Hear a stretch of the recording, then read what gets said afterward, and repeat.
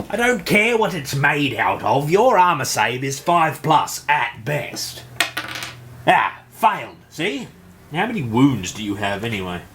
Oh, we'll finish this later. Hail, the bard here with you once again, and as you can tell from the cut of my jib, the time is upon us once more for another cracking unboxing and review of a figure. And as usual in these lands, we're having a lovely Western fantasy themed figure, for we are dipping once more into the great pool of loveliness that is my favourite PlayStation 3 game, Dragon's Crown. And no, sadly, it's not the dwarf, much to my great consternation, but it is the elf. We're getting closer.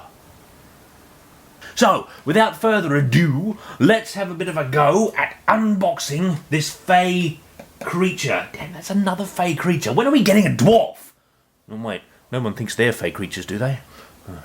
Now, some of you will question, I think, the idea of an elf being a step toward a dwarf and not a running leap in the other direction, but I think there's a clear progression at play here in Dragon's Crown figures. Fairy, elf, dwarf. There might be some steps in the middle there, but we'll get to those when they come up. I'm sure we'll get to the dwarf eventually. But for today, it's elf time. Old hand at this now, aren't we? Look at this. Efficient and marvellous. Wary of any ambushing plastic, which does happen to me, as we have seen now and then. I might put the lining back in. Go. Good. Presentation box. There, should be clear.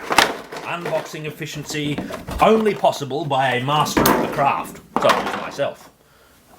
This is a scenic base. I was talking about this with the Lena thing because I didn't like her base, remember? And this is a scenic base. Oh, yeah. Have a look at that. We'll have a closer look later, but look at it now and think about it, because this is good. I wonder what this is. What is this? And then, at the key part of the unboxing, the battery ran out. But during the last 4 hours that I've been waiting for the damn thing to recharge, I've gotten to have a nice little look at this figure. And I have to say, and I don't believe I'm saying this about an elf, this is a very nice figure indeed. I don't think I've seen the best qualities of a figure become so apparent so quickly. I'm sure you can see for yourself a lot of the most salient visual qualities of this figure. It's obviously very interesting to look at with this beautiful sweeping pose and everything.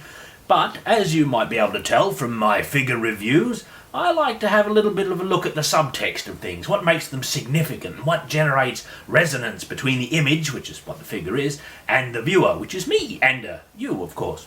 And this one has a very interesting one indeed, especially as relates to its roots in Western fantasy.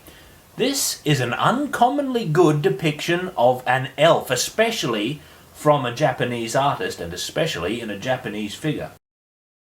What is it with the Japanese and their compulsive need to ruin the majesty of dwarves and even elves by turning them into these weird Lolita monsters? At least we'll always have Dragon's Crown as the shining exception that proves the rule. Let's have a little bit of a closer look, and I will explain to you exactly what I mean. But before getting into the wibbly-wobbly reasons as to why this is a worthwhile representation of an elf, I suppose we'd better take a look at the technical aesthetics of this figure.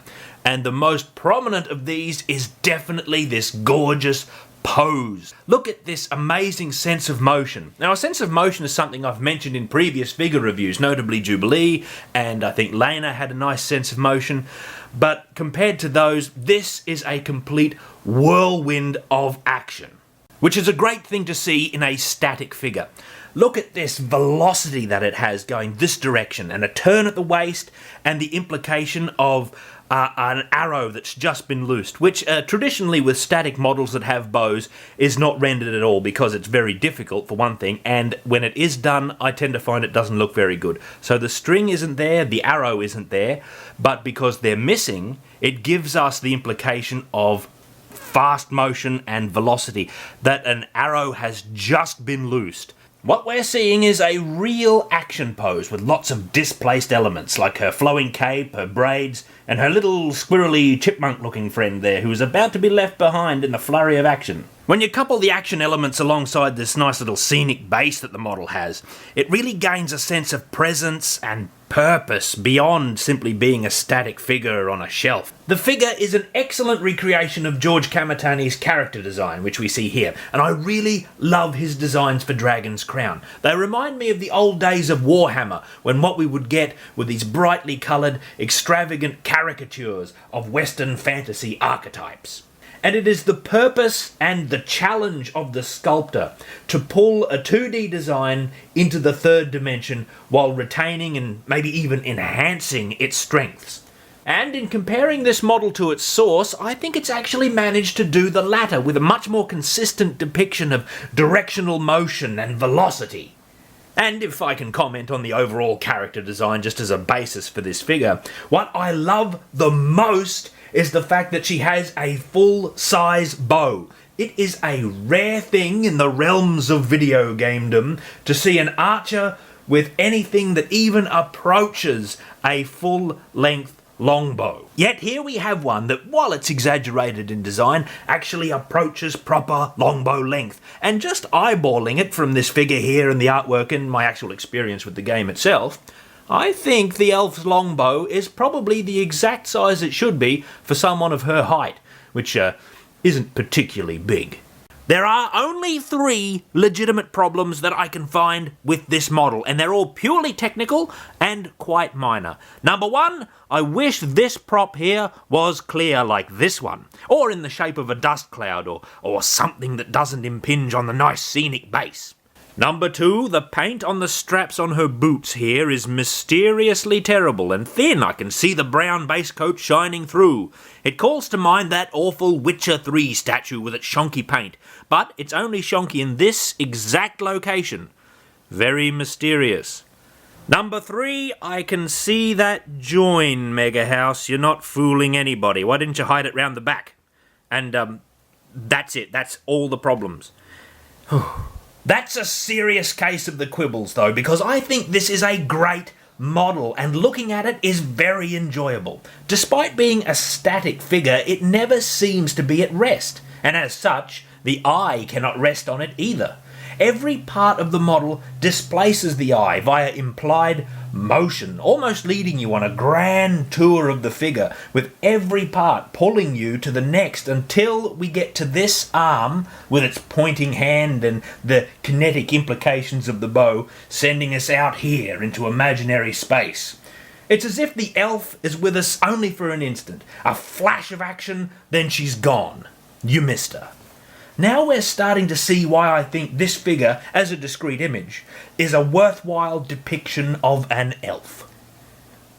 It's not about mere speed, though, which is trivial on its own. When we think of elves in the context of high fantasy, several descriptive terms come to mind. Words like ethereal, fey, enchanting, supernatural, immortal, ancient, even powerful, or sometimes terrifying.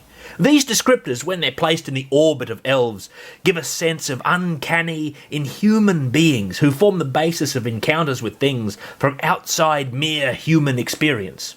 Prose has a relatively easy time touching on these fantastical sensations, but this alienated view of elves is devilishly hard to visualise, and most of the time the best we can ask from an image is to gesture in that direction, to serve as a waystone by which we might glimpse the elven sublime. This latter group is where the Dragon's Crown figure falls, a gesture into the unknown. But that's enough.